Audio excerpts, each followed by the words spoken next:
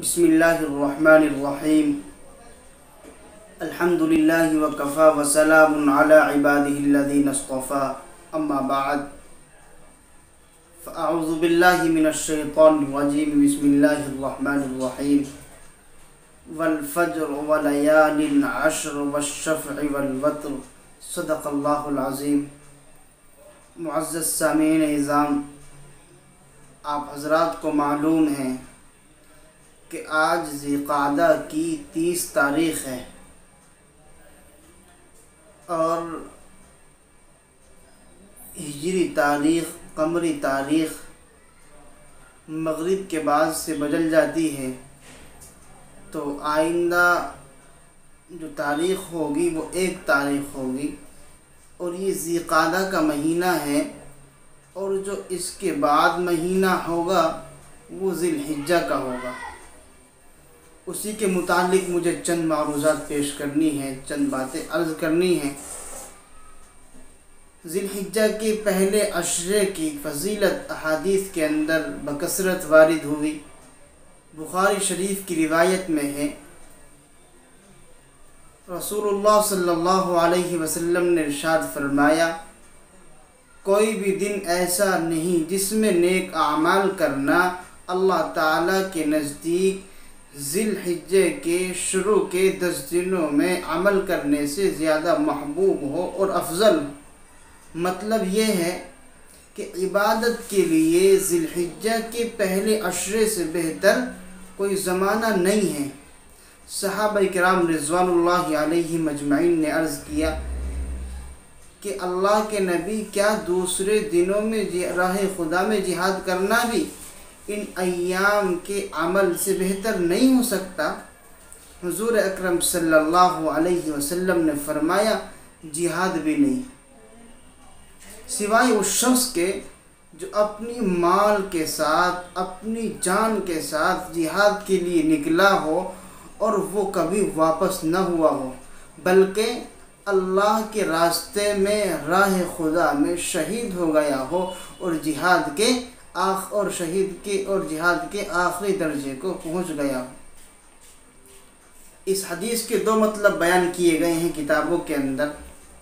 لکھا ہے، ایک مطلب تو یہ ہے کہ ان 10 دنوں میں جو نیک عمل کیا جائے وہ دوسرے ایام کے ہر عمل سے بہتر ہے، یہاں تک کہ راہ خدا میں جہاد کرنے سے بھی۔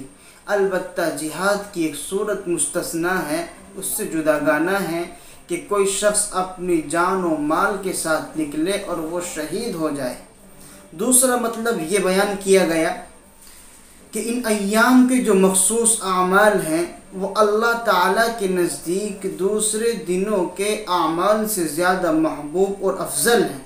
اس صورت میں یہ سوال ہوگا کہ ان ایام کے مخصوص اعمال کیا ہیں؟ تو ان ایام کے مخصوص اعمال جو حدیثوں میں وارد ہوئے ہیں وہ 2 چیزیں ہیں۔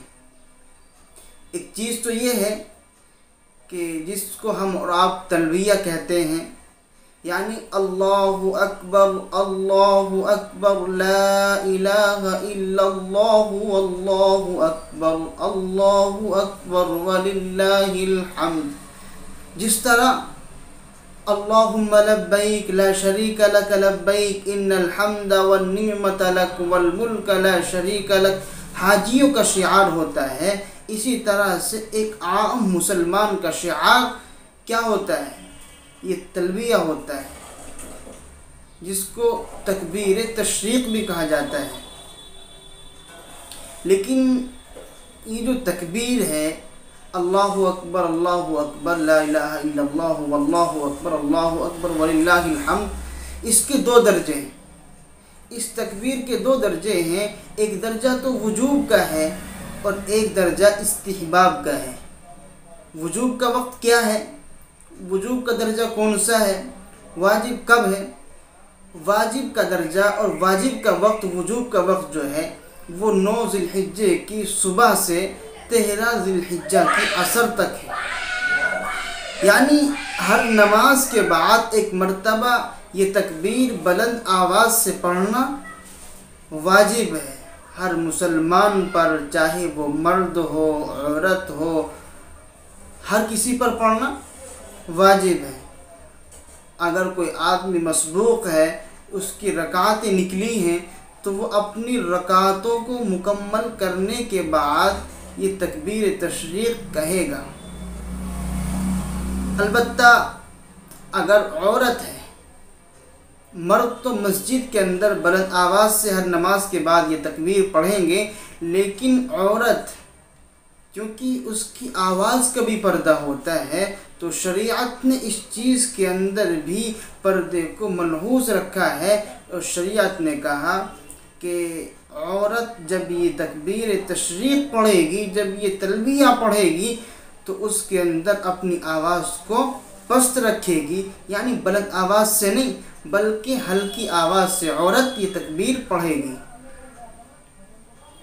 اس کے علاوہ ایک درجہ استحباب کا ہے، وہ یہ ہے کہ ہر اوقات میں آدمی چل رہا ہو، پھر رہا ہو، گھوم رہا ہو، لیٹا ہوا ہو، بیٹھا ہوا ہو، ہر وقت میں اپنی زبان پر یہ تکبیر تشریق کے الفاظ کہتا رہے، لا الہ الا اللہ واللہ اکبر اللہ اکبر وللہ الحمد۔ یہ پوری تکبیر تشریق ہر وقت میں پڑھتا رہے، کہتا رہے۔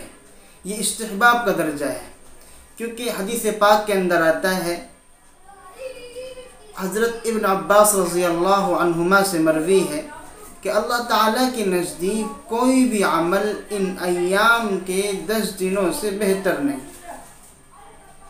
کوئی بھی عبادت ہو ان 10 دنوں سے بڑھ کر نہیں، اور کوئی دن ایسا نہیں ہے جس میں عمل کرنا اللہ کو ان 10 دنوں کے عمل سے زیادہ محبوب ہو۔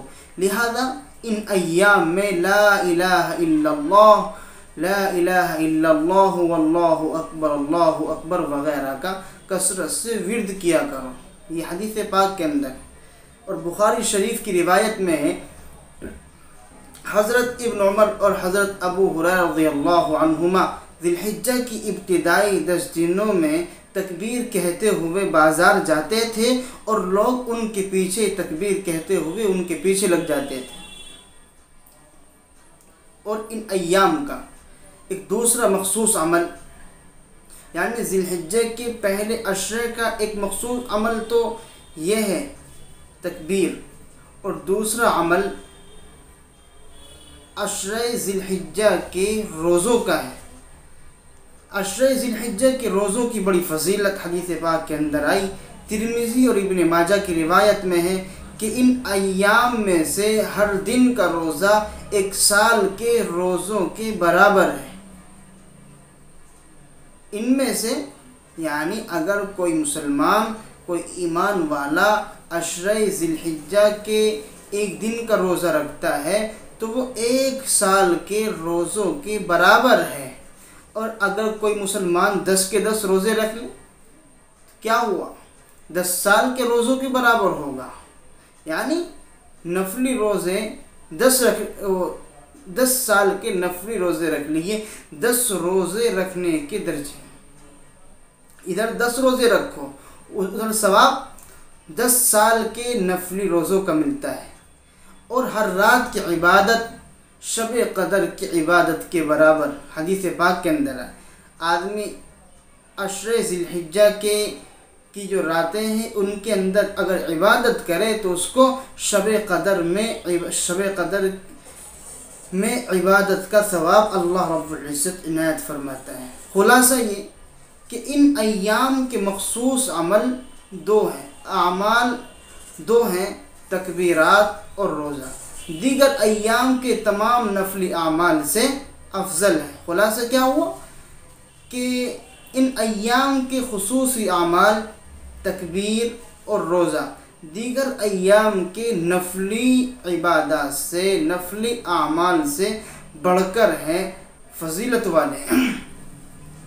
اسی طرح سے قرآن کریم کے اندر اللہ رب العزت نے ارشاد فرمایا، والفجر ولیال عشر والشفع والوتر، قسم ہے فجر کے وقت کی اور 10 راتوں کی اور جفت کی اور طاق کی۔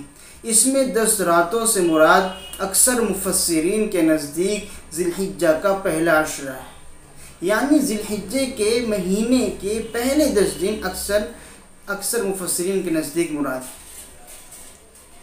اس سے بھی ان ایام کی فضیلت معلوم ہوتی ہے۔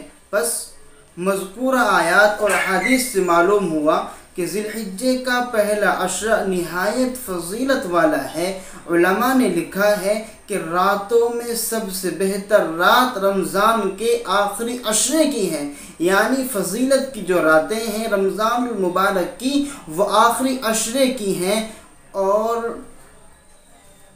وہاں راتیں بابرکت ہیں، راتیں فضیلت کی حامل ہیں، اور دنوں میں، اور فرمایا دنوں میں سب سے بہتر ذی الحجہ کا پہلا عشرہ ہے، یعنی اس کے دن ہے، یوم رات رمضان المبارک کے آخری عشرے کی فضیلت کی حامل، اور دن ذی الحجہ کے پہلے عشرے کا، یہ جو پہلے عشرے کے 10 دن ہیں اس کے جو دن ہیں وہ فضیلت کے حامل ہیں، یعنی رمضان کے آخری عشرے کی راتیں اور ذی الحجہ کے پہلے عشرے کے دن برابر ہیں فضیلت کے اعتبار سے۔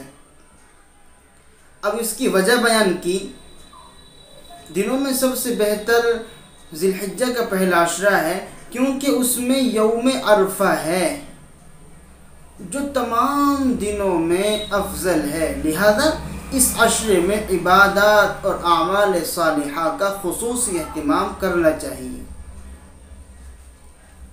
مذکور ایام میں، کیونکہ آپ حضرات نے سنا ہوگا یا آپ کے علم میں یہ بات ہوگی کہ جس شخص کا قربانی کرنے کا ارادہ ہو، جس شخص کا حصہ لینے کا ارادہ ہو، تو وہ بال اور ناخن والا مسئلہ ہے، یعنی جس آدمی کا قربانی کرنے کا ارادہ ہو تو اس کے لیے مستحب یہ ہے کہ ذی الحجہ کا چاند نظر آ جائے، اس کے بعد سے قربانی کرنے تک بال اور ناخن نہ کاٹے، نہ تراشے۔ حدیث میں ہے رسول اللہ صلی اللہ علیہ وسلم نے ارشاد فرمایا، جب ذی الحجہ کا پہلا عشرہ شروع ہو جائے اور تم میں سے کسی کا ارادہ قربانی کرنے کا ہو تو وہ اپنے بدن کے بال اور ناخن نہ تراشے۔ یہ حدیث مسلم شریف کے اندر موجود ہے۔